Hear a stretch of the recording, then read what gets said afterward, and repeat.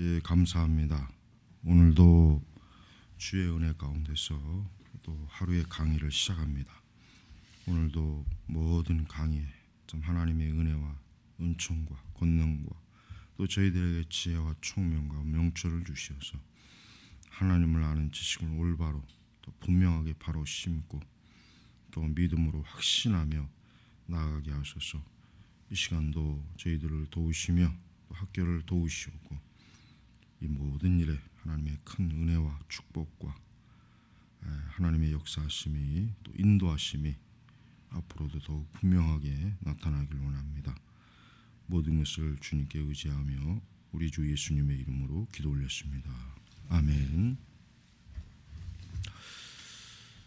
자, 이제 48페이지 하반절로 들어가서 지난주에는 영국 국교회가 관용주의로 기울은 말미암아 여러 참 성경의 주요 교리, 핵심적 교리가 무너지는 것에 대해서 강의했고, 이제 하반절을 들어가면은 이제 존 웨슬리, 찰스 웨슬리, 그의 아버지 사무엘 웨슬리, 사무엘 웨슬리도 영국 국교의 목회자로서 굉장히 참 독특한 사람이에요. 보면은 영국 국교회가 성향이나 성격을 보면은 청교도들이 이제 지적한 내용 중에 하나가 좀 더 분명한 정체성에 대해서 영국 국교회는 좀 역사적으로 보면은 좀 희미했던 그런 역사가 제일 많았어요. 그래서 지금 뭐 여기 이실론을 향해 가는 것으로 보였다, 이런 말이 나오는 것처럼 영국 국교회는 그 내부 안에 다양한 성향의 성직자들, 목회자들, 신학자들이 있어서 어떻게 보면 영국 국교회를 딱 뭐 옳다 그르다 하기가 참 어려워요. 왜냐하면 그 안에는 이제 청교도들도 있고 또 그 안에는 또 완전히 뭐 아주 이단적인 요소를 주장하는 그 신학자들도 있고 이제 그런 그런 사람들이 있기 때문에 우리가 이제 영국 국교회를 볼 때 그 영국 국교회에 대해서 과연 어떻게 봐야 되는가, 이거는 이제 역사적으로 과정을 지금 여기 나와 있는 거고, 또 오늘날에는 이제 영국 국교회는 복음주의 노선에 있는 그 영국 국교회 목회자는 굉장히 수가 적죠. 굉장히 수가 적어요. 그러다 보니까 영국 국교회는 계속해서 쇠퇴하지, 영국 국교회가 이렇게 뭐 다시 크게 뭐 일어났다, 다시 뭐 크게 그런 얘기는 사실 들어본 일이 없는 것 같아요. 그러면 하반절에 보면은 그러나 잉글랜드 국교회를 염려하는 많은 사람들에게 잉글랜드 국교회의 가장 큰 문제는 지적 도전에 대한 구체적인 반응 실패가 아니라 오히려 전반적인 무기력에 있었다. 자, 지적 반응에 그러니까 이제 우리가 이제 이걸 알아야 돼요. 기독교가 지금 여기서 전반적인 무기력이라고 하는 건 영적인 무기력을 얘기하는 거예요. 지금 영적인 쇠퇴, 영적인 무기력. 왜 그러냐면 성경적 교리가 명확하지 않고 자꾸 성경하고 어긋난 그런 신학, 그런 것들이 자꾸 주장하게 되면은 당연히 영적으로 쇠퇴할 수밖에 없어요. 무기력할 수밖에 없는 거예요. 그러니까 교회라고 하는 게 사실 가만히 보면 그런 것 같아요. 이제 기독교의 전반적인 그 내용을 보면은 이제 지적인 어떤 그러니까 외부에서 어떤 뭐 기독교에 대해서 비판하고 어떤 그 비성경적인 오류를 막 드러내는 그런 일 때문에 교회가 휘청거리는 것도 굉장히 위험하지만, 또 뭐냐면은 설령 이제 그런 것들에 대해서 온전한다고 해도 영적인 무기력도 굉장히 이게 참 어려운 거예요. 사실은 목회를 하는 중에 거의 다 예외가 없이 영적인 무기력이라고 하는 게 다 와요. 안 올 수가 없어요. 아무리 뭐 열심히 사역을 하고 올바른 신학을 추구해도 영적인 무기력이라고 하면 다 와. 이제 그런 것들을 얼마만큼 잘 이겨내느냐가 또 이게 영적 싸움이고 이것도 사역의 한 면이기 때문에 우리는 이제 그런 것들을 잘 알아야 돼요. 그래서 그러니까 국교회 자체가 이제 전반적인 무기력이다. 그러니까 전반적으로 국교회 자체가 지금 목회자들 자체나 그 국교회 자체가 지금 굉장히 쇠퇴한 거예요. 자꾸 쇠퇴한 거예요. 그 원인은 뭡니까? 원인은 영적인 무기력이니까 결국 영적인 데서 찾아야 될 거예요. 그러니까 소명과 사명을 가진 그러한 성직자들이 많으면 무기력에 빠지지 않죠. 그런데 이제 이런 전반적인 무기력에서 자극을 받은 게 뭡니까? 웨슬레하고 휘필드 때문에 그래요. 영국 국교회가 그런 전반적인 무기력에서 자극을 받았어. 그게 바로 웨슬레, 그다음에 휘필드란 말이에요. 그러나 영국 국교회는 그런 영적인 큰 힘을 얻을 수 있는 자극에 대해서 역시 잘 대처를 못했어요. 왜냐하면 웨슬레나 휘필드 같은 경우는 배척했거든. 그들을 배척했단 말이에요. 그들을 왜 영국 국교회 안에서 너희들이 활동을 하지 않느냐라고 그 반응을 국교회가 이제 내보인 거죠. 이제 그 부분에 대해서 휘필드나 웨슬레는 아주 단호하게 왜 복음이 왜 강단 안에서만 머물러야 되느냐? 왜 복음이 영국 국교회 안에서만 머물러야 되느냐? 왜 이게 복음이 산과 들로 왜 퍼져나가면 안 되냐? 이게 그들이 그 야훼 집회를 하는 그들이 하는 그 중요한 그 하나의 그 요소가 되는 원인이 되는 거예요. 그러니까 영국 국교회는 웨슬레나 휘필드의 복음 자체도 그들이 전한 복음 자체에 대해서도 그 당시 영국 국교회 주류들은 싫어했어요. 왜냐하면 이미 국교회 안에 들어와 있으면, 즉 교회 세례 명부가 있고 그 안에 들어와 있으면은 다 구원받은 사람인데 왜 그들한테 거듭나고 중생하라는 메시지를 전하냐, 굉장히 불만을 가졌단 말이에요. 그렇지만은 웨슬레나 휘필드가 보기에는 그렇지 않은 거예요. 죽은 믿음이라는 거예요. 죽은 믿음. 그러니까 그런 죽은 믿음을 교회가 왜 깨우는 일을 하지 않고 왜 계속 그들을 잠자게 하느냐. 그러니까 휘필드하고 웨슬레는 뭐냐면 자기들 사역을 통해서 뭐 하는가 하면 결국 깨우는 사역을 하는 거라는 그런 그 생각. 그러니까 각성이죠, 각성. 각성 운동을 하는 거죠. 그래서 이제 결국은 이제 뭐 휘필드는 아니었지만은 웨슬레는 결국은 국교에서 이제 떨어져 나갑니다. 국교회도 그렇고 웨슬레도 그렇고 더 이상 웨슬레가 국교회 안에서 활동할 수 있는 여지가 사실은 없었어요. 그래서 이제 결국 떨어져 나가는 것입니다. 그래서 이제 영적인 무기력이 전반적으로 어떻게 나갑니까? 자, 바로 계속 나오죠. 여기 뭐 자기 개혁이 느리고, 그러니까 영적인 무기력이 있으면 개혁을 못하죠, 사실. 교회 개혁, 교단 개혁. 그다음에 시대에 헝클어진 정치 속에서 치유의 목소리를 찾는데 지체되니까 시대적인 그 교회의 어제 선지자적인 또 아니 예언자적인 그런 선포를 못하는 거예요. 그다음에 그 당시 이제 많은 막 이제 그 산업혁명이나 이런 게 초기 때 이제 막 그 도시가 형성이 되는 시기이기 때문에 인구가 시골에서 도시로 자꾸 모이는 거예요. 그러니까 그 많은 도시 인구를 감당하는데 교회가 빠르게 대처하지 못한, 거기에 맞춰서 이제 국내 또 해외 이런 뭐 기독교를 복음하고 전도하고 선교하는데도 둔한 거예요.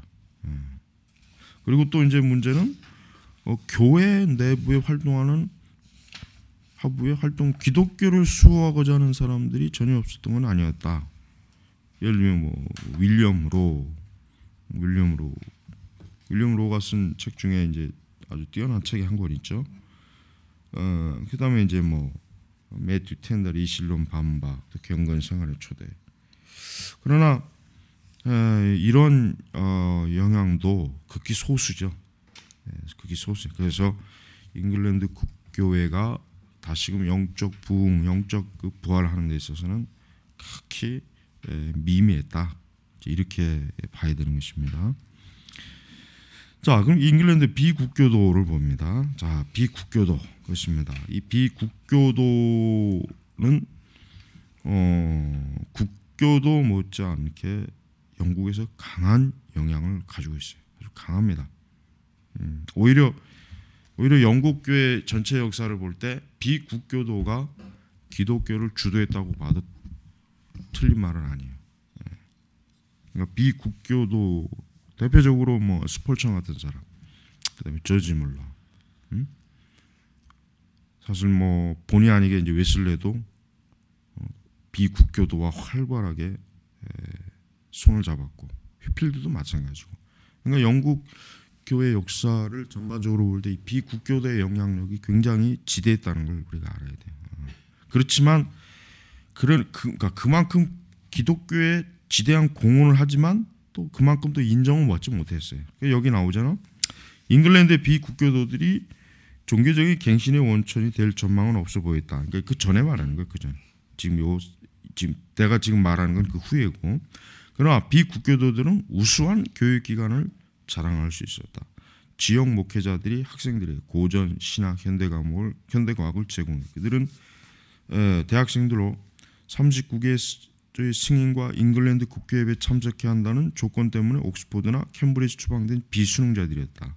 그러니까 이런 것 때문에 오히려 어때요? 비국교도들이 나중에 더 영적으로 어때요?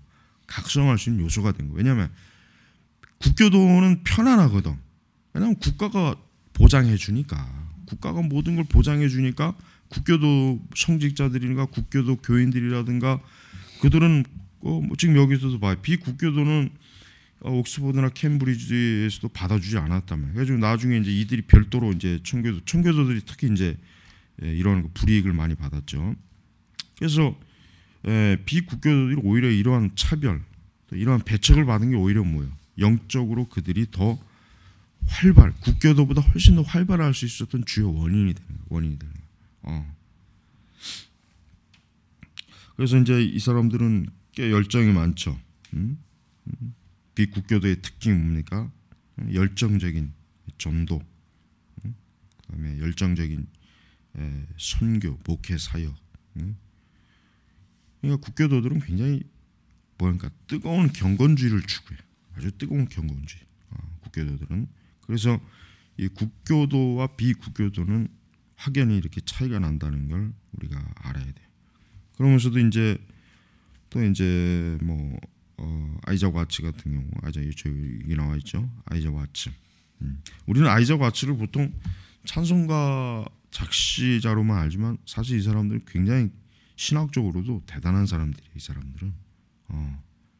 그러니까 내가 이제 항상 얘기하는 게 뭐예요? 우리나라 같은 경우 오늘날 우리 현대 복음주의자들 중에 찬양 사역하는 사람들이 참 무식해요. 사실 찬양가 찬송을 작시 작곡하려면은 단순히 음악적인 재능만 있으면 안 돼요. 신학적인 재능이 있어야 돼요. 그게 중요해요. 그게. 근데 지금 신학적인 재능을 가르치거나 얘기하는 사람이 없잖아요.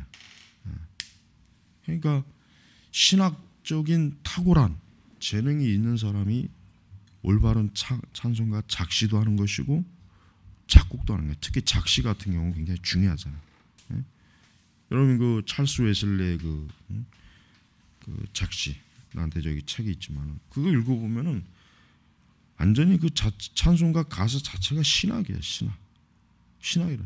그러니까 그런 가사하고 오늘날 그 천박한 뭐 트롯 그러니까 그거가 비교를 해보란 말이에요. 그러니까 여러분 그 교회가 너무 지금 잘못하는 것 중에 하나가 이 CCM을 용납한 게 아주 큰 문제. 이게 정말 가장 큰 내가 볼 때는 이 교회를 말씀에서 진리에서 떠나게 하는 가장 큰 원동력이에요. 그러니까 이제 자기가 찬양, 찬송 여기에 관심을 가진 이들은 먼저 하나님을 아는 즉 신학, 올바른 신학을 좀 풍성하게 공부를 해가면서 자기 하나님께서 주신 음악적인 그 재능을 펼치는 게 가장 정상입니다.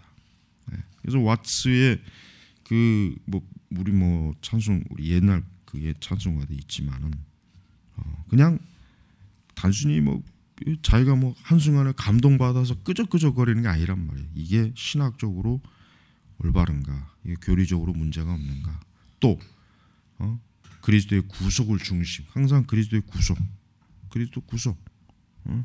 항상 그리스도 중심적 그런 그 내용으로 이 가사를 만든단 말이에요.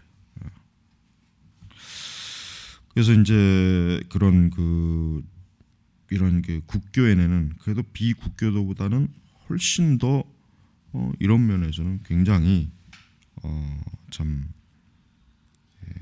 활동적인 요소들이 그래도 많이 있었다.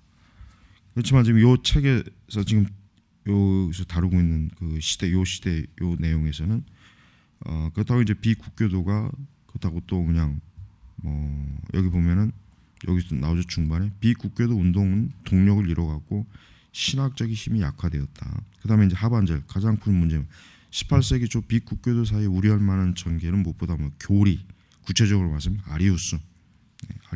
아리우스 이단이 또 그냥 항상 교회 또 기독교를 약화시키는 것은 어떤 사회가 아니에요.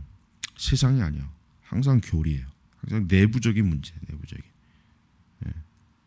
우리는 이게 아주 가장 정확한 진단이죠. 교회를 약화시키고 교회를 참 무너지게 하는, 또 교회를 크게 해롭게 하는 가장 큰 원인은 교리적인 원인, 교리적인. 이 교리가 잘못되면 결국은 그러니까 교리가 생명력을 잃거나 아니면 그냥 죽은 껍데기 정통만 뒤집어 쓰고 있는 상태는 교회는 절대로 어때요? 활성화될 수가 없고 일어날 수가 없어요. 이제 비국교도도 이제 이런 현상에 이제 많이 이제 직면했던 것이에요. 그래서 이제 전통적인 삼위일체를 서약을 거부하는 그런 목회자 있었고, 또 심지어는 여기 아이작 와트조차도 말년에는 전통적인 삼위일체 공식의 타당성을 의심할 정도였다. 그만큼 어때요? 심각했다는 거죠. 의외로 이제 그 당시 이제 영국 비국교도 안에서도 그만큼 교리적인 혼란이 있어서 굉장히 참 어려움을 겪었다. 그러나 비국교도 안에는 훨씬 비록 이런 요인들이 있긴 했지만 그래도 그 중심 속에서 그래도 바른 그 종교 개혁자들의 신학, 또 청교도들의 그 중요한 그 신학들을 꾸준하게 잡으려고 하는 그런 이들이 계속해서 생명력 있게 그들이 어때요? 그 비국교도의 전통을 계속해서 지켜나가는 거예요. 그래서 우리가 이런 이런 현상들을 볼 때 어느 시대나 만약에 이제 그 시대 기독교가 쇠퇴했다, 그 시대 기독교가 세속적이다, 인본주의다 이랬다고 해도 우리가 이제 소망을 잃으면 안 돼요. 왜냐하면 항상 그 속에는 누군가 하나님의 진리를 바르게 붙잡고 있는 사람이 있어요. 항상 있어요. 그래서 우리는 하나님께서는 바로 그런 소수, 그런 사람들을 통해서 하나님께서는 어떻습니까? 교회를 계속해서 생명력을 이어가는 거예요. 그러니까 우리가 당대의 교회가 또 신학적으로 참 많은 문제가 있고 교회가 그렇다고 해서 우리가 낙심하지 말고 계속해서 우리는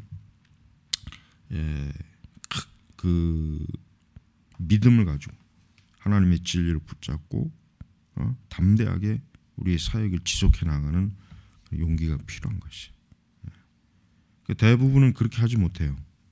극히 일부만 사실 그런 그 용기를 가지고 계속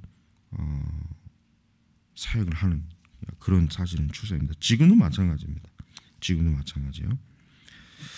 자, 그래서 이제 웨일즈, 아일랜드, 스코틀랜드. 이제 웨일즈, 아일랜드, 스코틀랜드는 영연방 영연방, 흔히 해서 영국 본토를 중심으로 해가지고 기독교가 형성돼. 그래서 영국 국교나 비국교대의 그 전통이나 이런 세력이 고스란히 퍼져나가는 거예요. 고스란히. 그래서 지금도 이제 뭐 영연방 국가가 한 50몇 개가 되잖아요. 그러니까 그 영연방 국가 안에는 항상 국교의 전통이 있고 또 역시 비국교도들도 역시 그 안에 항상 활발하게 활동을 해요.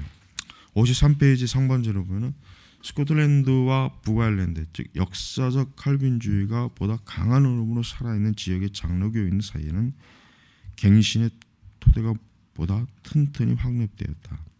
이러한 흐름에 성례기간의 열렬한 경건성이 더해졌고, 성례기간은 주의 성찬을 축하하는 예식이다. 몇 주에 걸친 예비적 설교가 포함되고 설교와 성례에 집중하는 열렬한 주말이 이어졌다. 1620년대 성례기간에도 놀랄만한 지역적 부흥이 촉발됐다.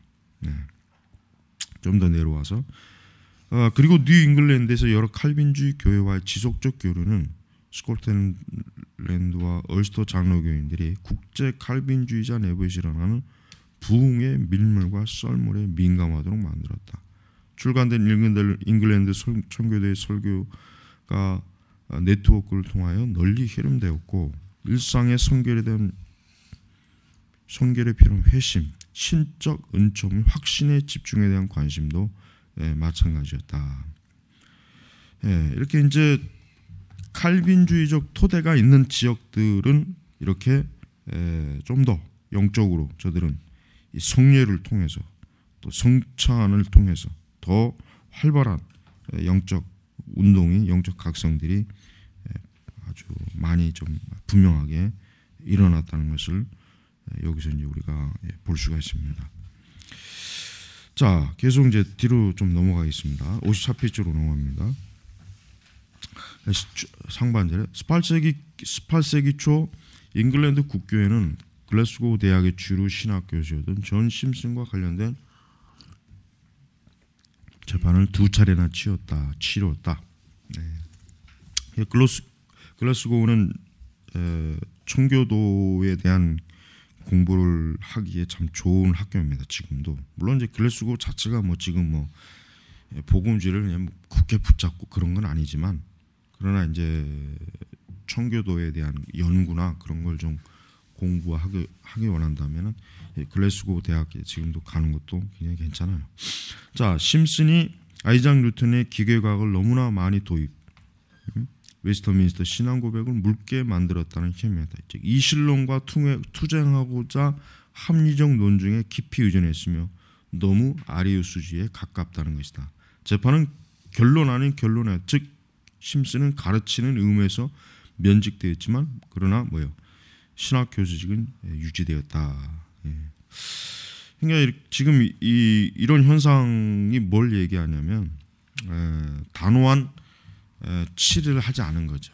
그러니까 이단자들의, 즉 잘못된 교리를 가르치는 자를 대한 관용을 베푸는 거예요. 그러니까 분명히 물론 이제 신학 교수직을 유지한다는 것 자체가 그가 이제 계속해서 활동할 수 있는 어떤 여지를 사실 만들어준 거거든요. 그래서 이런 일들은 그만큼 스코틀랜드 국교회가 단호성이 있다. 그만큼 그 안에는 이런 존 심슨과 뭔가 좀 신학적으로 교류하는 사람들이 많이 있었어요. 많이 있으니까 이렇게 이 사람을 교수직으로 그냥 내버려 둔 거죠. 그러니까 표면적으로 자기의 어떤 잘못된 교리를 드러내는 사람도 있지만 그걸 드러내지 않는 사람도 많이 있거든요. 그래서 굳이 그로 인해서 자기가 불이익을 받는 걸 원치 않으니까 그냥 겉으로는 정통 교리를 믿는 척하지만 속으로는 이전에 믿었던 그 신앙 고백을 좀 의아하는 거예요. 그 바로 이제 웨스터민스터 신학 공백서의 소명은 단지 인간이 작성한 신조의 부적절한 존경을 부여하는 행위라며 서약에 반대하는 아일랜드 목회자 수가 늘어나고, 자 여러분, 그러니까 지금 그러니까 예전에 이제 이런 신학교 또 신학대학은 항상 정기적으로 신학교 교수들한테 그 학교가 가르치는 신조에 대한 거기에 동의한다. 동의서 이제 항상 사인하게 돼 있어요. 그런 항상 그 절차가 있어야 돼요. 사실 우리나라는 내가 볼 때는 그걸 안 하는 것 같더라고요. 그걸 안 하는 것 같더라고. 모르겠어요. 뭐 정확히는 모르겠는데, 지금 이제 뭐 영국이든 미국이든 신학교의 전통적 그 한 가지 중요한 게 뭐냐면 그 교단과 그 학교가 가르치는 어떤 신조에 대해 나는 동의합니다 하고 항상 사인해야 돼. 그걸 안 하면은 교수 임용이라든가 또 강의를 할 수가 없어요. 그러니까 양심적인 사람은 나는 이제 더 이상 정통 신앙 고백을 믿지 않습니다. 나는 그걸 받아들이지 않습니다. 이런 일이 있거든요. 그래서 우리는 이렇게 신앙을 고백하는 것 자체가 공식적으로 서약을 하는 것 자체가 중요하다는 걸 알아야 돼. 중요하다는 걸 알아야 돼. 그래서 우리는 이제 교회에서도 이런 우리가 믿는 웨스터민스터 대소요리 문답 이런 정통 개혁주의 교리를 아주 공식적으로 믿는 그런 믿음의 고백이 사실 우리에게도 항상 사실 있어야 돼요. 그래서 항상 교회에서는 교리적인 단일성을 추구해야 돼요. 교회 안에 잘못된 믿음을 갖고 있는 사람이 있으면 안 돼요. 그리고 그런 사람들이 교회에서 활동할 수 있게 하면 안 돼. 왜 그러냐면 그건 결국 누룩이란 말이에요. 누룩. 그러니까 그런 누룩들은 그냥 그것만 있는 게 아니라 반드시 어떤 세력을 형성해요. 그래서 그 신천지수법이 똑같잖아요. 한두 사람이 들어와가지고 서서히 그 교회에서 그냥 털을 잡으면서 어때요? 신천지의 그 이단 교리를 퍼뜨리는 거예요. 이단들은 항상 그래. 이단들은 자유주의 신학이든 뭐든 신학적이든 뭐든 이단들은 교묘한 게 뭐냐면 처음에는 아주 작은 세력이에요. 작은. 그러나 그게 점점 커져요. 세력이 점점 늘어나. 그래가지고 어떻게 돼요? 그것이 결국은 온 영역을 어떻게 된 거예요? 온 영역을 다 확산시킨단 말이에요. 그래서 우리는 어떠한 경우에도 교회 또 신학교 교단에서 잘못된 신학을 조금이라도 주장하는 사람이 있으면 그걸 단호하게 우리가 처리해야지 그거를 관용을 해주면 안 돼요. 좋게 그냥 잘 되겠지 그렇게 넘겨주면 큰일 납니다. 지금 스코틀랜드 국교에도 마찬가지예요. 이런 심슨 같은 사람은 단호하게 어때요? 성직자 박탈시키고 쫓아냈어야 돼요. 그래야 더 이상 이런 사람들이 활동을 못하고 영향을 못 치는데 결국 1720년대 무렵 아일랜드의 섭입하에 낡아빠진 아리우스의 길을 따르는 이들이 생겨났다. 그러니까 이단은 항상 활동합니다. 여러분 교회 안에서는 그러니까 우리 기독교 안에서는 항상 이단이 없는 때가 없었어요. 여러분 기독교 역사에서 이단이 없을 때가 있습니까? 없습니다. 한 번도 그런 얘기 없어요. 그래서 우리가 이런 이단들에 대해서 우리가 단호하게 처리해야 됩니다. 자, 프랜시스 허치슨도 좀 보세요. 허치슨은 아일랜드 태생으로 글래스고의 심슨 교수 밑에서 수학했습니다. 그의 진정한 역량은 1730년대부터 사망 때까지 글래스고에서 도덕 철학 교수를 봉직할 때 나타났다. 보세요. 잘못된 교수 밑에서 배운 사람이 또 교수가 되면 뭡니까? 허치슨은 칼빈주의 정통교리는 원죄론에 대항하고자 모든 사람 속에서 보편적으로 존재하는 자연적 도덕관념이 적절한 윤리적 행위로 알려준다는 견해를 긍정적으로 인정했다. 자, 요거를 좀 봐야 됩니다. 자, 자연적 도덕관념. 자, 자연적 도덕관념이 뭡니까? 즉 지금 여기서 보면 먼저 원죄론에 대항하고자. 그러니까 이 사람은 원죄론을 믿지 않는 거예요. 인간이 근본적으로 죄의 영향을 가지고 있다, 죄의 성향을 가지고 있다는 걸 인정하지 않는 거예요. 그 대신 뭡니까? 보편적으로 존재하는 자연적 도덕관념, 쉽게 얘기하면 뭡니까? 인간은 본래적으로 도덕관념을 가지고 있기 때문에 그것으로도 얼마든지 사람이 의로워지고 선해질 수 있다 이거예요. 그러니까 원죄 같은 거를 이 사람들은 원죄 자체를 뭐 부정하는 거죠. 그렇다면 결국 뭡니까? 예수 그리스도를 믿을 필요가 없다는 얘기네 사실. 그냥 사람은 누구나 다 사람에게는 보편적 도덕관념이 있기 때문에 그것으로 얼마든지 사람을 계몽하고 교화할 수 있다. 굳이 무슨 죄를 얘기하고 그 죄를 회개하자, 그 죄를 씻어야 된다, 중생이니까 이걸 아예 그냥 부정하는 거야. 그걸 부정하는 거야. 그래서 이런 55페이지 거기 보십시오. 그러나 전통적 경건 내지 심미적이고 고상한 이상을 지향하는 인간의 본성과 선한 삶이라는 생각을 밀어붙이고 있습니다. 즉 아까 이제 자연적 도덕관념이 바로 그거예요.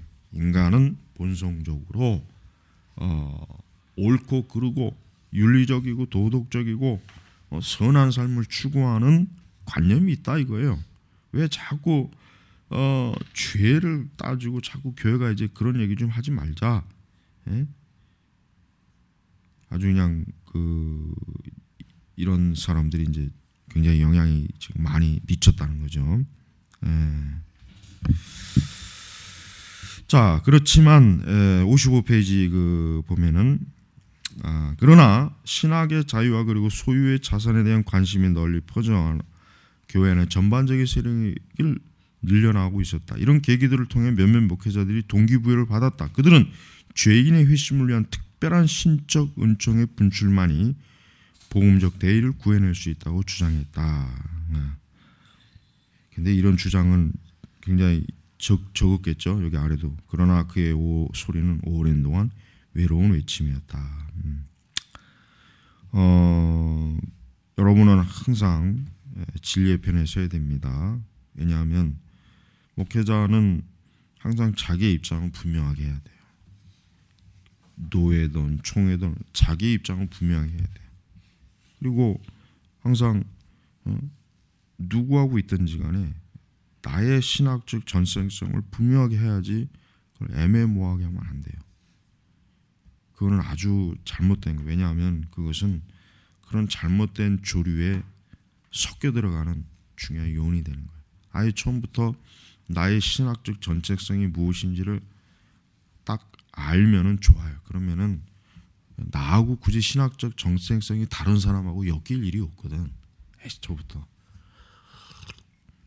근데 그런 것들을 희미하게 하는 사람들은 그런 신학적 정체성이 모호하기를 추구하는 사람들은 잘못된 사람들과 교제를 많이 하게 됩니다. 그래서 우리는 그런 부분에서 좀 주의를 기울여야 돼요. 자, 미주 식민지. 이제 미주 식민지는 굉장히 중요하죠. 왜냐하면 미국은 이제 이 당시에 이제 영국의 이제 식민지죠. 식민지란 말이에요. 영국의 식민지지만 미국은 우리가 여러분 미국 교회사도 따로 공부해야 됩니다. 왜냐하면 미국 교회사가 중요해요. 우리가 이제 한국 교회사도 중요하죠. 이제 교회사별로 이제 한국 교회사, 미국 교회사, 영국 교회사 이런 여러 교회사가 있어요. 여러 교회사. 근데 우리가 이제 미국은 처음에는 영국의 식민지의 영향을 받았지만 미국은 뭡니까? 기독교 자체도 독립성이 굉장히 강해요. 그래서 영국 국교를 특히 싫어했어요. 왜냐하면 그 영국의 어떤 영국 국교하면은 마치 영국을 마치 대변하는 그런 기관으로, 그러니까 공적 기관으로 이렇게 비치니까. 그래서 미국 같은 경우는 영국 국교가 그렇게 썩 사람들이 반가워하지 않았다. 그 대신 미국은 뭡니까? 다양한 여러 민족, 그다음에 여러 이민자들이 막 형성한 곳이기 때문에 굉장히 좀 자유스러운, 그다음에 좀 제도적으로 좀 느슨한 그런 기독교가 인기가 있었어요. 그래서 이제 감리교, 침례교, 회중교 이게 왜 인기가 있었냐면 장로교도 별로 인기가 없었어요. 사실 장로교도 별로 인기가 없었다고. 왜냐하면 이게 식민지 그 전통이 있었기 때문에 그러니까 뭔가 자꾸 억압을 하는 걸 싫어하는 거예요. 그러니까 좀 자유스럽게 교회 정치도 좀 자유스럽게 해야지. 막 영국 국교회도 마찬가지지만 장로교도 이제 뭐 노회 총회 막 이게 조직적으로 짜여진 게 이게 싫어하는 거예요. 이게 그러니까 이제 특히 이제 청교도들도 회중주의를 좋아하죠. 회중 왜?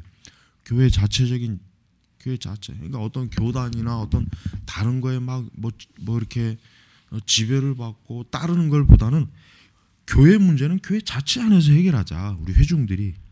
그래서 에드워즈도 마찬가지지만 영국은 이 청교도들 성향도 의외로 나도 처음에 나도 이제 청교도를 배우기 전에는 나는 청교도는 다 장로교도인 줄 알았어요. 근데 의외로 청교도들은 장로교도가 적어요 오히려.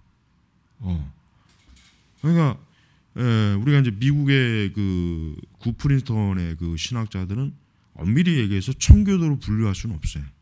장로교도로 분류해야지 청교도는 아니에요. 그냥 이제 미국의 우리가 보통 미국이 청교도 국가 뭐 청교도라지 그 사람들이 장로교도가 아니란 말이야. 장로교들은 극히 일부밖에 안 됐어. 대부분 뭔가 회중주의. 그러니까 회중주의라고 하는 건 뭐냐면은 그 회중교회 자체 안에서 목회자의 선임, 목회자의 퇴임, 또 세례, 성만찬, 직분 모든 게 그 안에서 다 해결돼. 그다음에 이제 회중교회 그룹이라고 하는 게 있어요. 그래서 회중교회 그룹들이 이제 하나의 그 좀 느슨한 형태의 연합 기관은 돼요. 그래서 어떤 교회 공적인 어떤 문제를 처리할 때 중요한 문제들은 회중교회들이 연합된 거기에서 이제 좀 이렇게 논의를 해서 결정을 하지만 그러나 가장 궁극적인 것은 교회 자체가 해결하는 거예요. 그래서 미국의 그 복음주의 전통은 이런 좀 더 조직적이고 어떤 굉장히 좀 탄탄한 이런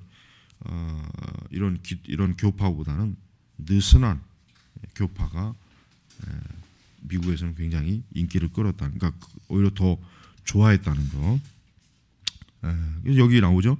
미주 식민지는 종교, 민족, 심지어 식민지 사이에 결부된 무역에도 유대감이 없었기 때문에 유대감이 없는 거예요.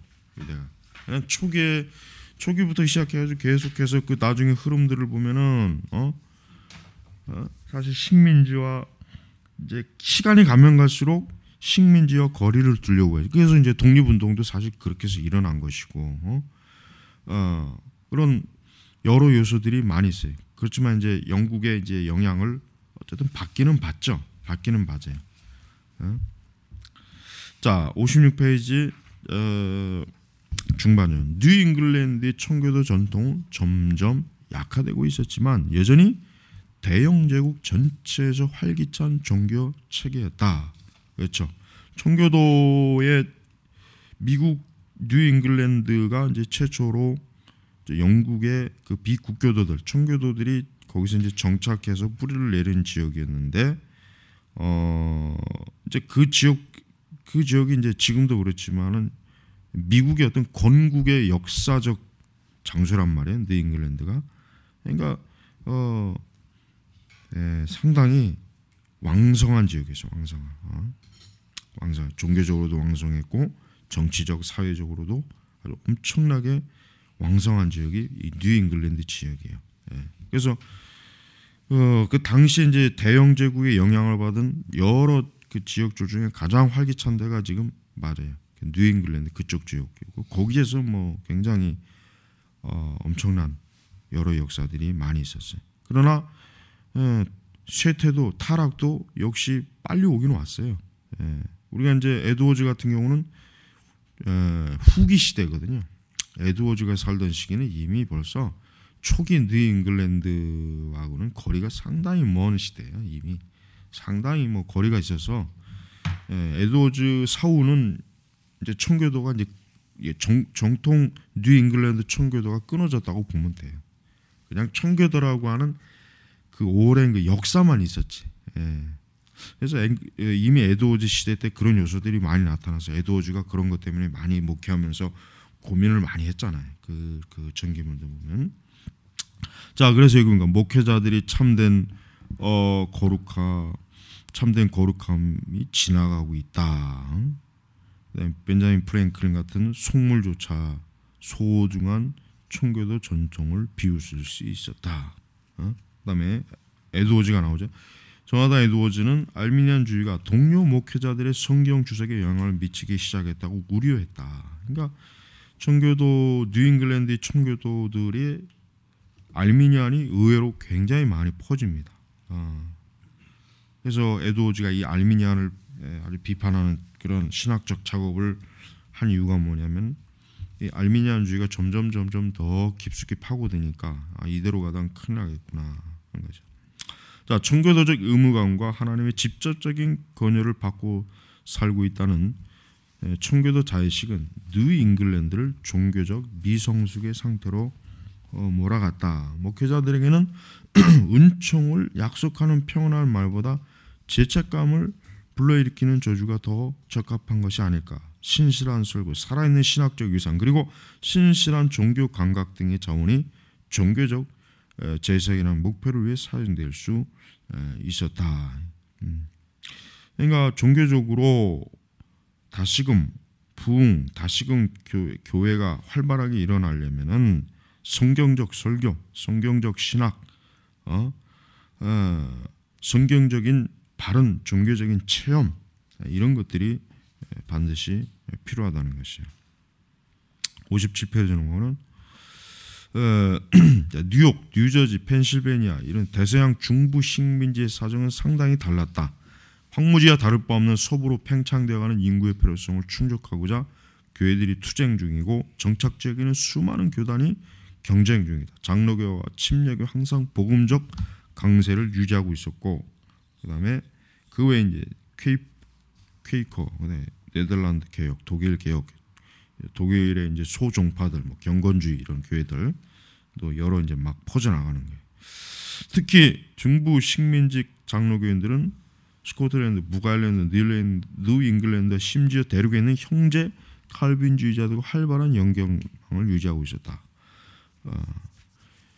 그러니까 여러분, 우리가 이제 미국의 이제 초기 그다음에 이제 이렇게 막 그 서부로 막 팽창되어 갈 때는 적어도 그때까지는 적어도 대륙 국교회든 뭐든 간에 이 대륙에 있는 교회들과는 항상 긴밀하게 연관이 돼요. 그러나 나중에 독립전쟁 이후에는 이제 대륙의 그 기독교의 영향은 굉장히 줄어들고 미국 교회 자체 안에서 이제 활발하게 기독교가 이제는 성장하고 그렇게 되는 것입니다. 하반절에 가면은 뉴잉글랜드의 남부 개척지대의 모든 식민지 상황은 캐나다, 스코틀랜드, 고인도, 서인주 대도와 상과 유사해. 이 지역들은 대부분 생존이라는 근본적 문제와 세속적인 부의 축에 사로잡혔기 때문에 복음주의 전파의 초기 단계가 시작돼도 별 반응이 없었다. 뉴잉글랜드 남부 이쪽은 이제 교회가 이제 아직 그렇게 막 힘을 얻지 못했다는 거죠. 왜냐하면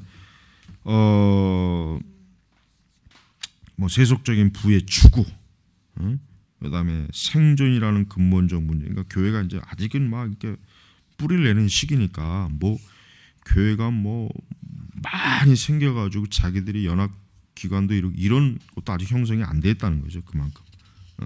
그러니까 교회가 뿌리 내리냐 안 내리냐 막 이거 갖고 지금 아직 그런 상황인데 더군다나 이제 그 지역에 있는 이민자들이 이제 막 그 새로운 대륙에서 막 경제적 황금 이거를 막 목적으로 나왔단 말이에요. 자, 우리 8번으로 58페이지 8번으로 바로 넘어갑니다. 자, 영적 형실과 전체적 형실. 18세기 내내 충성스러운 영국인들은 열정을 커지면 커질수록 로마 카톨릭에 대한 적개심이었대요. 날카로워짐을 느꼈다. 여러분, 미국은 이 건국 초기부터 비록 국교회는 만들지 않았지만 적어도 한 가지 서로 간에 공통된 합의된 게 있어요. 뭐냐면 천주교는 안 된다. 이 천주교만큼은 심지어는 이 미국 땅의 이 신대륙의 천주교만큼은 발을 드러나서는 안 된다. 이런 공통적인 합의점이 있어요. 그러나 그거를 법제화하지는 못하지. 왜냐하면 그거를 법제하게 되면 이제 저 유럽 본토와의 문제도 그렇고 아직은 이제 영국과의 그 여러 문제도 있고 또 자유를 찾아온 이들이 오히려 종교를 탄압한다. 뭐 이런 또 비판도 있으니까 이제 그렇게 법제화하지는 못하지만 그렇지만 뭐예요? 적어도 영국 계통 적어도 후대 이제 와스프라고 하죠. 적어도 영국 앵글로색슨 계통의 혈통을 가진 영국인들은 어때요? 카톨릭이라면 아주 그냥 진짜 엄청난 막 증오심, 그렇게 이제 가졌어요. 그 많은 사람들의 마음 가슴 속에는 영국 왕실을 향한 충성심, 신실성, 자유, 번영, 킹 제임스에 대한 친밀감이 자연스럽게 형성됐다. 이런 사람들이 누굽니까? 와스프예요. 이들이 바로 미국의 그 주도 세력들이에요. 사실 이들이 결국은 미국의 모든 걸 다 움켜잡는 세력들이란 말이에요. 후대에서도 물론 이제 초기에는 신실한 신앙심이 있었지만 후대 와스프들은 신앙심이 없어요. 후대 와스프들은 신앙심이 없다고. 그냥 이미 그들은 조상들이 쌓아놓은 권력과 이 경제적 부를 가지고 그냥 탐욕으로 막 뭔가를 성취하는 데만 있었지 신앙적 열심은 없었다. 그러나 이들은 뭡니까? 신앙적 열심이 뜨거웠어요. 굉장히 뜨거웠단 말이에요. 그러나 이 친밀감은 압제, 빈궁, 라틴식 미사, 프랑스에 대한 비겁한 충성심에 반대였다. 그렇죠? 이 사람들은 아주 프랑스적인 것, 또 카톨릭적인 것, 라틴, 그러니까 천주교적인 이런 것들에 대해서는 아주 진저리를 친 거예요. 굉장히 강하게. 그러니까 하여튼 19세기도 그렇지만 미국이 이제 1900년 심지어는 20세기 중반까지도 초중반까지도 미국에서는 카톨릭 교회 나면은 막 경멸을 사실 은근히 받았어요. 경멸을. 그러나 이제 60년대 이후에는 이제 바꿔지죠. 60년대 이후에는 이제 카톨릭이 이제는 미국에서 확고하게 뿌리를 내리기 때문에 그러니까 참 지나간 역사이지만 이런 생각이 들어요. 그냥 카톨릭을 좀 애초부터 좀 확실하게 좀 발을 못 붙이게 했으면 더 좋았을 텐데 이런 생각이 들어요. 자, 59부제 하반절에 자, 두 번째 역사적 유산은 모호하거나 추상적인 의미가 아닌 뭡니까? 고전 기독교 신학의 삼일체라는 구체적 의미에서 영국이야말로 고백적인 기독교 국가를 이루었다는 공통된 단정이었다. 18세기 내내 국교에는 하나님께서 위임하신 기금에 틀림없는 역사적 기독교 신앙 위에 국가교의 기초가 놓여있다는 신념에 많은 도전이 일어났다. 그리고 영국의 통치가 확장되는 전 지역에 이 두 가지 신념이 강력하게 지속된 거예요. 이 두 가지. 영국에서 카톨릭에 대한 반감이 지속된 결과로 개신교 신앙이 승인된 공식 제도로 유지되었다. 복음주의 설교자들은 기독교 국가라는 시체에 생기를 불어넣는 어려운 가업에 직면한 것일지도 모른다. 그러나 적어도 어떤 관점에서 보면 짧은 기간에 기독교를 처음부터 다시 창조하는 노력보다는 덜 복잡한 것이었다. 그렇죠? 완전히 무슨 식민지라고 하지만 완전히 무슨 새로운 아프리카나 저런 동남아시아에다 대두고 선교하는 건 다르죠. 이미 대륙에서 이미 기독교에 또 종교 개혁자들, 이 복음주의의 그 영향을 받은 사람들이 급속하게 이민으로 와서 형성한 거기 때문에 사실 선교지는 아니에요. 선교지는 아니에요. 자, 잠깐 쉬고. 으로 이제 넘어가면은 이제 과거 사례와 이제 시작. 자, 영국에는 복음주의 부흥으로, 미국에는 대각성으로 알려진 대중의 경건성 고양이, 희박한 공기성에서 이루어진 것은 아니다. 부흥의 시작은 옛날부터 존재하던 세 가지 기독교 운동의 직접적인 영향을 받아 갖추어진 것이다. 세 가지 직접적인 영향, 즉 잉글랜드 청교도가 핵심적 지위를 점유한 국제 칼빈주의 네트워크, 유럽 대륙의 경건주의 부흥, 그리고 열성적 영성과 혁신적 조직을 갖춘 고교회파 잉글랜드 국교회 등이다. 자, 그래서 이 청교도, 그러니까 지금 대각성, 복음주의 부흥 이런 것들이 그냥 어느 날 갑자기 확 터진 것이 아니라 뿌리가 있는 거죠. 뿌리, 깊은 뿌리가 있습니다. 뿌리. 그 뿌리가 지금 여기서 보면 이 저자가 이제 세 가지로 이렇게 딱 드러낸 것입니다. 자, 폭넓은 유럽 배경. 자, 폭넓은 유럽 배경. 1520년대 이제 개신교 종교개혁이 일어나죠. 1517년이 정확하게. 그래서 그 150년 동안 유럽은 어때요? 신앙에 따라 변했어요. 우리 이제 개신교가 어떻게 보면 루터파, 칼빈파, 잉글랜드 국교회, 국교회. 그다음에 또 이제 빼놓을 수 없는 제세례파. 이 제세례파도 세력이 하나의 세력이 형성이 돼 있어요. 그다음에 이제 그 예수회, 우르슬라회, 데아티네 뭐 이런 로마 카톨릭 군단. 로마 카톨릭은 여러분 로마 카톨릭도 교파가 있다는 거 알아야 돼요. 로마 카톨릭도 그 수도원, 즉 뭐 예수회니 우르슬라니, 그다음에 또 그 자체 안에 파가 있는 거예요. 파가. 그러니까 어떤 사람은 카톨릭에는 파가 없는 줄 알더라고. 하나. 그렇지 않아요. 카톨릭도 그 안에 파가 다 있어요. 왜 없어? 오히려 더 선명하지. 개신교보다.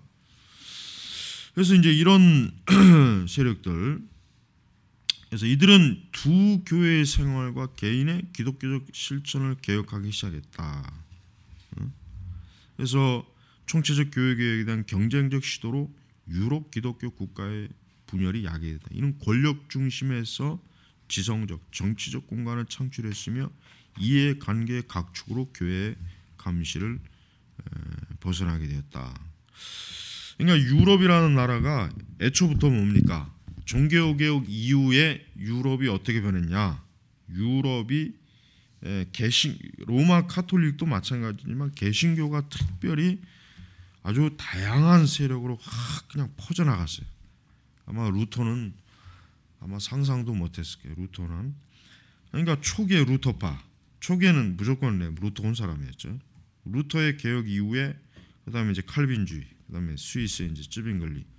칼빈 이후에는 이제 개혁파라고 봐야죠. 그다음부터 이제 루터파하고 갈라지고, 이제 루터파는 나중에 이제 말 그대로 공식적으로 루터파 자체 교단이 형성이 돼서 독일 북부와 그다음에 그 위에 있는 그 스웨덴, 노르웨이 이쪽으로 퍼져나가고, 그다음에 칼빈파는 영국으로 쭉 뻗어나가고, 그다음에 동유럽 쪽으로 칼빈주의가 또 나가죠. 그다음에 이제 그 외에 이제 제세례파는 유럽 본토 안에 주로 거의 세력을 그냥 형성해요. 그러다 나중에 이제 제세례파 일부도 미국으로 갑니다.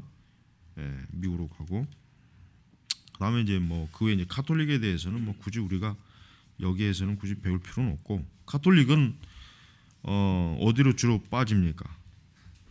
선교, 아프리카, 중국, 아시아, 아프리카보다는 아시아, 아프리카 쪽으로 카톨릭이 퍼지는 것은 주로 19세기 식민지 활동할 때 프랑스 지역에 아프리카 식민지가 많거든. 그러니까 그때 이제 주로 퍼지고, 그 종교개혁 이후에는 어디로 퍼지냐? 이제 남미, 그다음에 이제 동남아시아 이쪽으로 쭉 이렇게. 그러니까 로마 카톨릭은 이런 그 분파들이 바깥으로 많이 확 나갔어요.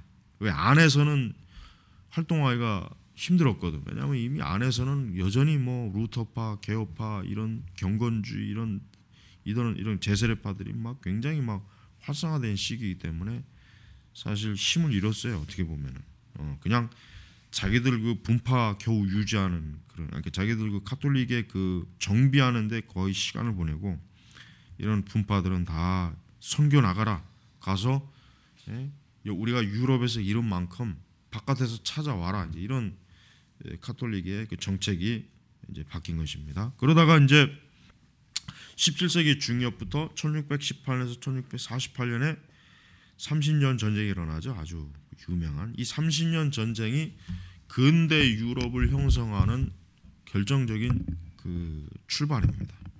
이 30년 전쟁으로 인해 가지고 어떻게 됩니까? 이제 중세는 완전히 끝장나고 더 이상 종교가 이제는 정치나 특히 정치에 종교가 이제 관여하는 거에 대해서 이제 단호하게 이제 그 명맥이 끊어지게 돼 있어요.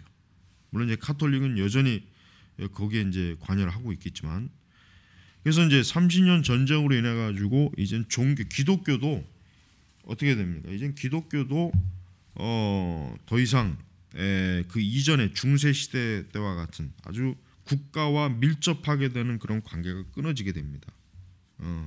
그래서 이 30년 전쟁도 좀 연구할 필요가 있어요. 왜냐하면 이 30년 전쟁이라고 하는 게 기독교의 굉장히 그 지형 형성을 완전히 바뀌어버렸어요. 완전히 바뀌어버렸어요. 그래서 이 30년 전쟁으로 인해서 그 당시 개신교든 뭐 카톨릭이든 간에 이제는 유럽의 주도권을 누가 잡습니까? 세속 정치가들이 잡는 거예요. 그 전까지는 교회가 잡고 있었어요. 교회, 특히 이제 로마 가톨릭. 이 30년 전쟁은 아주 의미가 커요. 그래서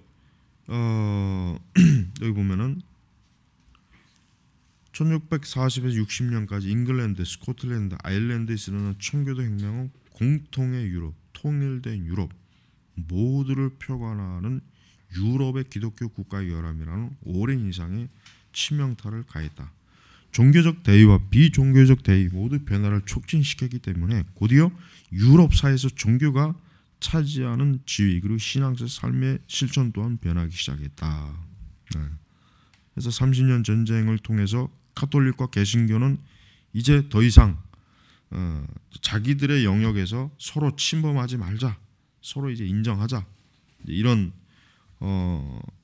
합의가 딱 이루어져서 이제 더 이상 종교로 인한 전쟁은 아니 그 이후에 이제 사태는 일어나지 않도록 하자, 이제 이런 합의가 되겠습니다.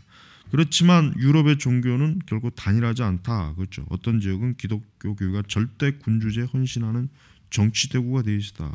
프랑스 같은 경우 그러죠. 프랑스는 여전히 프랑스 혁명이 일어나기 전까지 로마 가톨릭이 그러니까 프랑스에서 세 권력층이 있죠. 왕, 그다음에 귀족, 성직자. 그래가지고 이 성직자는 누굽니까? 가톨릭 사제들. 그래서 프랑스 혁명 때 이 세 세력이 가장 타격을 많이 입었잖아요. 그래서 프랑스는 왕도 그때 이제 끊어지죠. 영국은 계속해서 왕권이 이어오지만 프랑스는 혁명에 의해서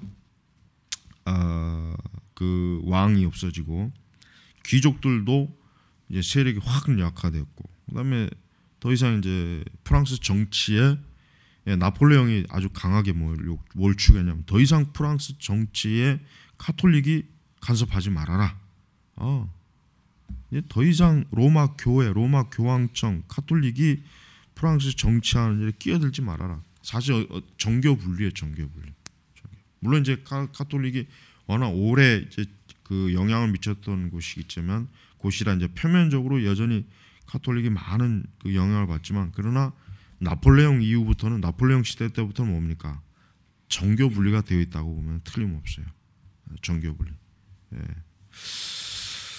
자, 그리고 개신교는 개신교는 이제 그 사회 당시 이성과 과학이라는 이런 새로운 의식이 이제 막 어때요? 종교의 권위를 대체하게 되는 거예요. 그러니까 이미 그때 이제 뭡니까? 그 유럽 사회 지성사가 어떻게 변합니까? 그 유럽 당시 그 지성사가 이제는 자연과학, 합리주의, 그다음에 이성주의, 그다음에 진보주의, 그다음에 자유주의, 이런 사상적 변화가 왕성해.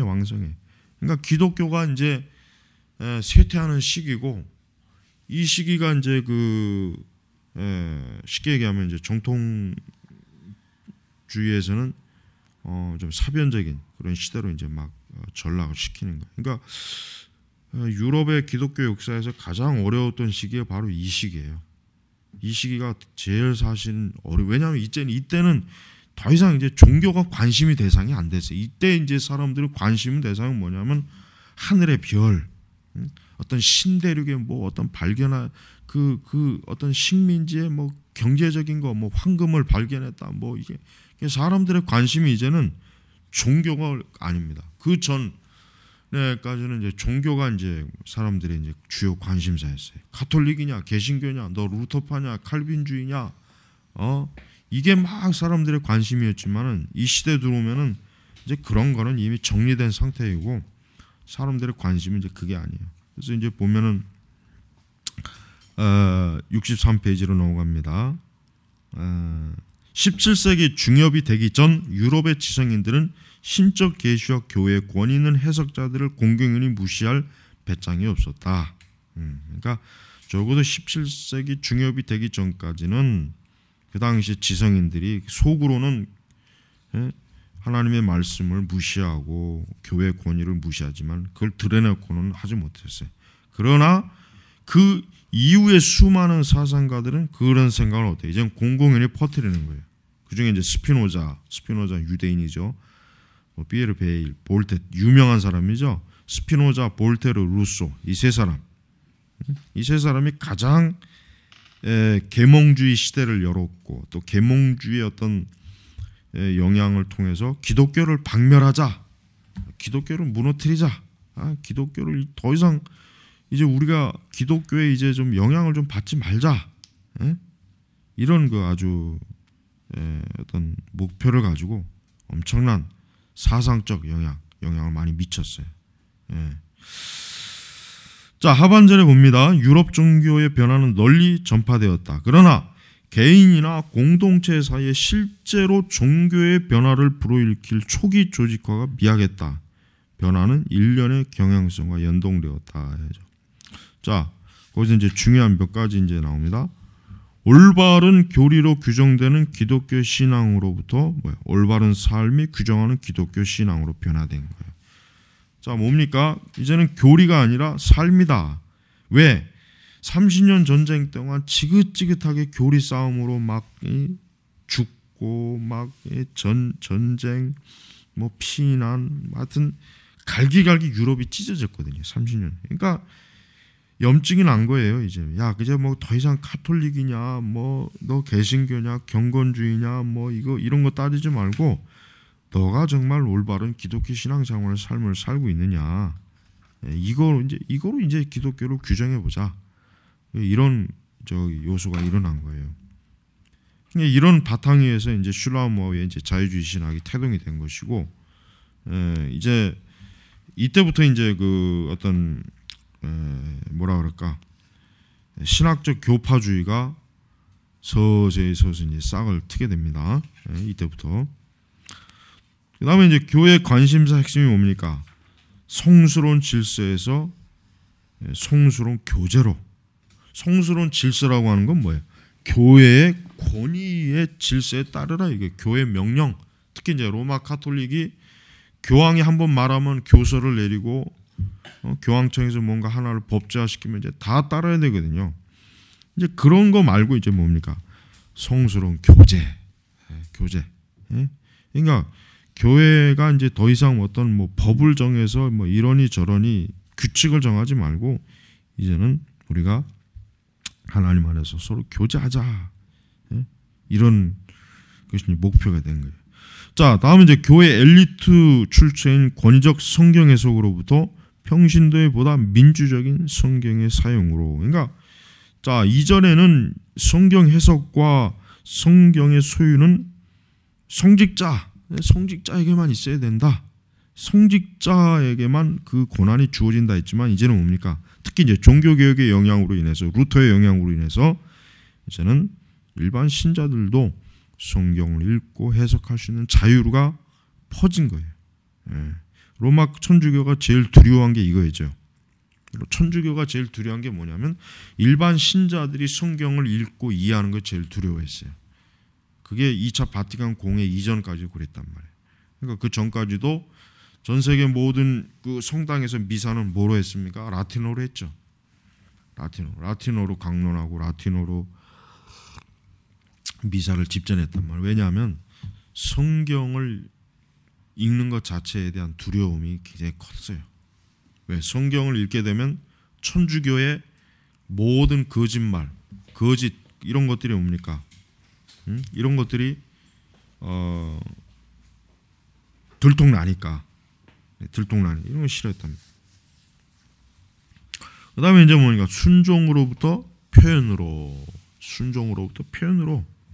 그러니까 교회 순종, 복종 이것이 아니라 이제 뭐니까 이제는 자신의 신앙을 표현하는 거예요. 자신의 신앙을 드러내는 거예요. 잘 훈련된 연주가가 연주하는 음악에서 보통 사람들이 공유하는 표현으로의 음악으로. 이제 교회 음악도 전문적인 음악가보다는 이제는 모든 사람이 함께 부르고 표현한 회중주의 찬송으로 표현한 거예요. 로마 천주교도 지금도 그런 영향이 있지만은 전문적인 성가대, 미사 때 이제 찬송을 부르는 전문적인 그 성가대가 있어요. 그런 이제 종교개혁 이후로 이제 교회 음악은 뭐예요? 특히 루터의 영향이 커요. 전반적으로 모든 사람이 함께 부르고 함께 찬송하는 것이 좋은 것이다. 그래서 이제 칼빈도 이제 시편 찬송을 회중 찬송으로 이렇게 딱 바꿨죠. 그러니까 그 전까지는 카톨릭 자체가 뭡니까? 어떤 찬송도 특별히 선발된 그런 아주 특별한 집단만 어때요? 하나님의 교회에서 찬송을 부른다 뭐 이런 아주 독특한 어떤 우월주의에 많이 빠졌단 말이에요. 그다음에 하나님에 관한 학적 강론 설교로부터 뭡니까? 그리스도로 끝을 맺는 열정적 호소의 설교로. 그러니까 자 하나님에 대한 학적 강론이 뭐예요? 그러니까 하나님의 성경을 가르치는 것 자체가 뭐니까 마치 강의실에서 신학을 가르치는 것 같은 그러다 보니까 이제 회중 그 당시 그 이전에는 어때요? 뭐 설교를 듣고 뭐 은혜를 읽거나 뭐 어떤 감동을 받거나 감화를 받거나 마음이 막 이런 거는 별로 없었던 거예요. 그러니까 이제 이게 변화됐죠. 그리스도를 끝을 맺는 열정적 호소의 설교로 변화된 거예요. 이런 설교가 이제 뭡니까? 복음주의 설교, 개신교의 설교의 특징이 돼버려요. 웨슬레도 그렇고 히필드도 그렇고 그 이후에 모든 종교교육자들의 영향을 받은 사람들은 하나님의 말씀에 대한 어떤 사람들의 마음, 지성 그들의 중심에 그냥 막 호소하는 거예요. 하나님에 대한 그 믿음, 그리스도에 대한 믿음, 회개, 회심, 중생, 거듭남 이런 것들을 막 그 사람들에게 호소하는 거죠. 그래서 이제 신앙은 뭐예요? 가슴의 종교, 가슴의 종교로 불리게 되었다. 이렇게죠. 네. 자 이제 다음으로 넘어갑니다. 청교도와 국제 칼빈주의자.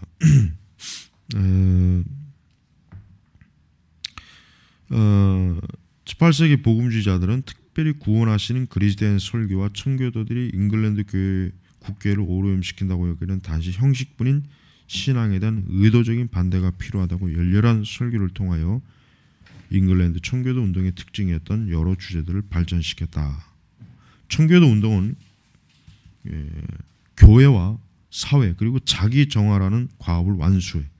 그러니까 청교도들은 뭡니까?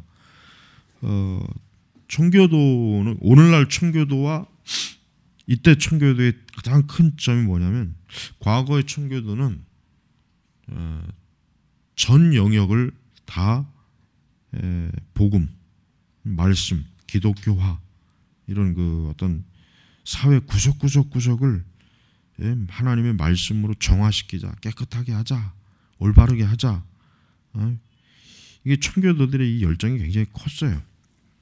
청교도들은 그냥 교회 안에서 예배드리고 찬송하고 교리 배우는 거로 만족하지 않았어요.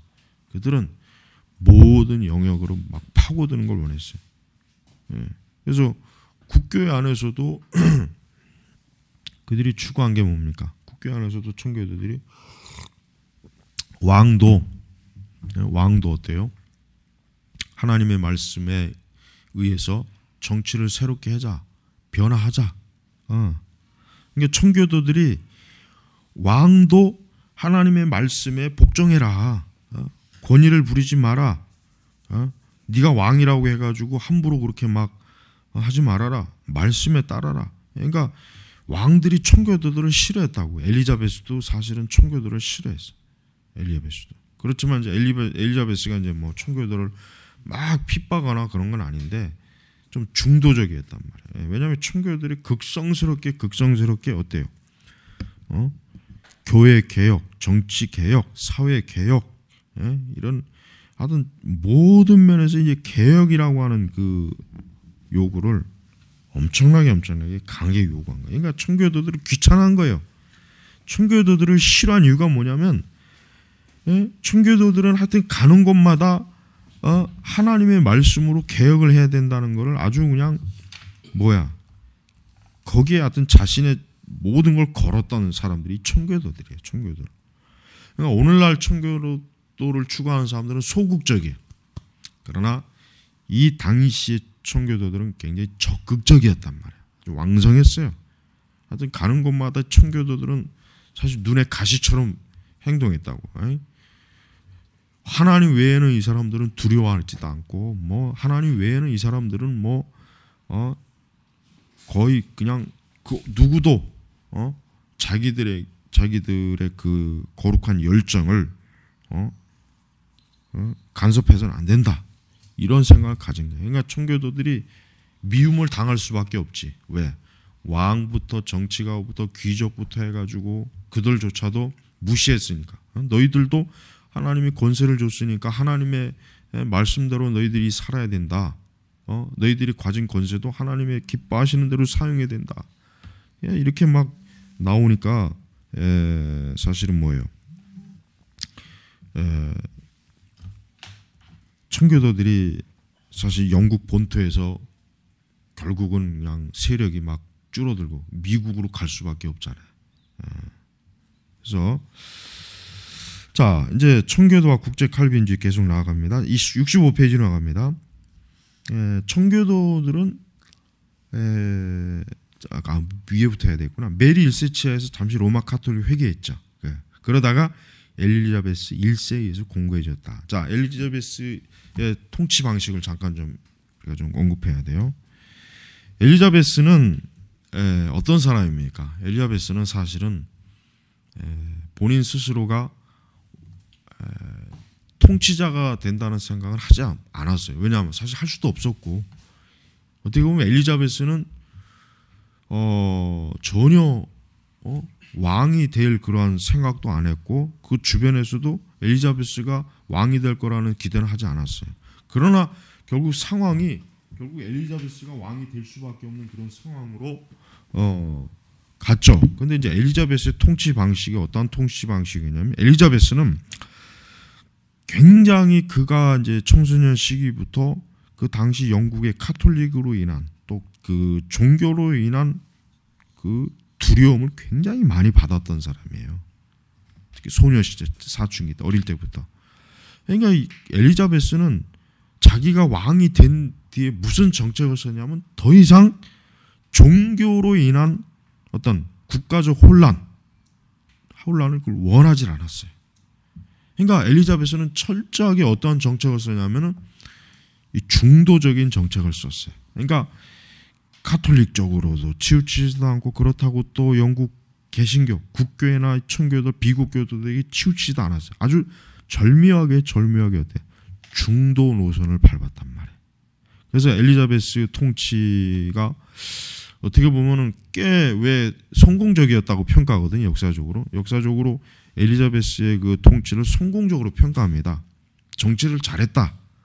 결혼도 하지 않고 그냥 정말 오직 막 말 그대로 자기는 영국과 결혼했다.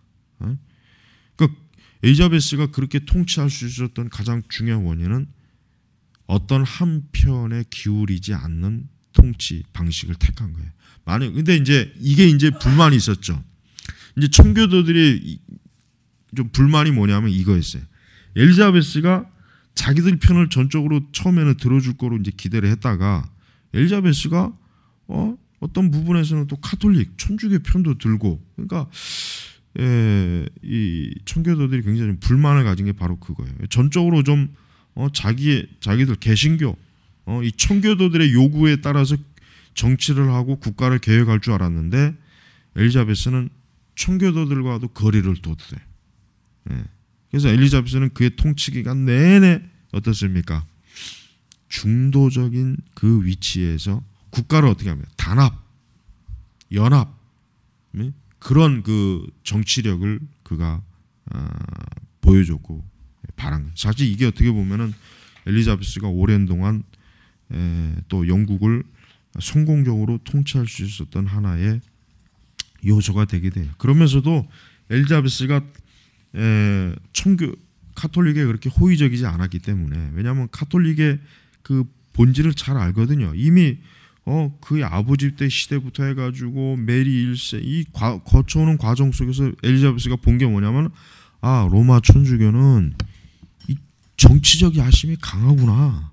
이걸 알고 있었단 말이에요. 그러니까 절대 어느 한계, 즉 정치적인 권력을 요구하는 선으로 넘어오지 못하게 아주 강하게 그냥 카톨릭에 대항했단 말이에요. 그러니까 카톨릭 편에서도 엘리자베스는 굉장히 껄끄러웠어요. 왜냐 그 이전에 그 통치자들하고는 특히 이제 메리 1세 같은 경우는 뭐 완전히 뭐 이제 카톨릭을 막 국교화 시키려고 막 아주 막 그렇게 발버둥 치다가 했잖아요. 그러니까 그랬는데 이제 엘리자베스는 자기들 마음대로 호락호락 못한 거예요. 그러니까 처음에 이제 엘리자베스가 왕권에 올랐을 때는 양쪽 다 있던 카톨릭이나 국교회나 청교도 측이나 이제 여자가 왕이 됐으니까 이제 좀 자기들이 마음껏 좀 해보겠구나 했는데 의외로 엘리자베스가 엄청나게 강했어요. 오히려 남성 통치자보다 훨씬 더 단호했어요. 단호하고 강하게 밀어붙이고 또 똑똑하고 총명하고. 그러니까 엘리자베스는 영국의 왕들의 그 역사에서 보면은 나중에 빅토리아 시대 빅토리아 영국보다 훨씬 더 엘리자베스가 강한 그런 왕권을 가지고 영국을 이렇게 세운 사람입니다. 영국 이렇게 세운 사람이에요. 자, 청교도들은 16세기 잉글랜드 역사 일반 경로를 밟아가면서 이미 시작된 선한 과업을 완성하면은 열정적인 전진이 필요하다고 생각했다. 그러니까 이 청교도들의 이 참 종교적 열정은 지금 우리 시대의 이 청교도를 추구한다고 하는 이 사람들하고는 비교할 수 없어요. 여러분 보세요. 청교도들이 얼마나 극성스럽게 막 그냥 개혁을 추구해. 결국은 왕들도 지긋지긋하게 하고 결국은 그냥 쫓아내 버리잖아요. 니들 빨리 저 새로운 땅이 발견됐으니까 거기로 가라. 거기로. 근데 오늘날 여러분 우리나라 그 청교도 추구한다는 인간들 보세요. 내가 항상 말하는 게 뭐예요? 청교도에 대해서 그렇게 말을 하는 사람들이 청교도에 그 열정은 없어요. 막 좀 교단에서 막 뭐 이렇게 그냥 좀 뭔가 개혁을 요구하고 막 극성스럽게 해야 되는데 우리나라 한국에 있는 청교도 추구한다는 그 목사들이나 신학자들 보면은 전부가 다 이 기회주의자들, 순둥이들, 겁쟁이들, 뭐 하나 제대로 말도 못하는 주제들이 지들끼리 모이는 데서는 세미나에서는 그냥 얼굴에 핏대 세우고 막 왜 그걸 총회 가서는 못하는지 난 이해가 안 가는 거. 왜 그걸 총회에서나 학교에서는 왜 그렇게 못하는지. 난 그게 이해가 안 간다는 거예요. 그게. 그 안에서만 그렇게 핏대 세우지 말고 왜 그 자기들 노회에서나 총회에서는 그렇게 못하냐고요. 왜? 그러니까 나는 그게 그래서 그들이 청교도의 이름을 들먹이면 안 된다고 주장하는 거예요. 청교도하고는 전혀 상관없는 정신 태도를 가지고 그냥 청교도 책 몇 권, 뭐 청교도 신학 뭐 좀 알고 있다고 해가지고 뭐 청교도가 어쩌고 저쩌고 하는 그런 그 사이비 청교도들. 오늘 가서 이 글을 칼럼에 꼭 써야 되겠구만. 이 사이비 청교도들 때문에 우리나라 청교도 개혁주의가 지금 이 모양이 된 거야, 이 모양. 응? 그 또 뭐 청교도에 대한 거 조금 더 하면 뭐 극단적이다, 뭐 과격하다, 뭐 어쩌고 저쩌고, 뭐 조화를 할 줄 모른다 이런 소리 나고 있고. 이 청교도들이 실제 이 메리 여왕 시대부터 엘리자베스 시대 얼마나 이 투쟁적으로 나아간 걸 좀 본받아야 된단 말이에요. 본받아. 이런 걸 본받지 않고 느슨하게 그저 청교도라고 하는 하나의 그 상표를 가지고 그냥 그 어떤 자기들의 그 개인적인 목회적 야망을 추구하는 그런 인간들은 아주 교활한 사람들이에요. 사이비죠, 사이비. 자, 기도하고 잠깐 마치겠습니다. 하나님 아버지, 우리가 진리를 배울 때 머리로만 배우지 말고 그 진리의 열정도 우리가 갖도록 하옵소서. 종교개혁자들과 청교도들과 이 진리의 열정이 없이 차갑고 냉랭한 이런 청교도는 아무 쓸모가 없는지를 우리가 역사에서 배웁니다. 저희가 더욱더 열정을 추구하는 청교도 개혁주의자가 되게 하옵소서. 감사하며 예수님의 이름으로 기도 올렸습니다. 아멘.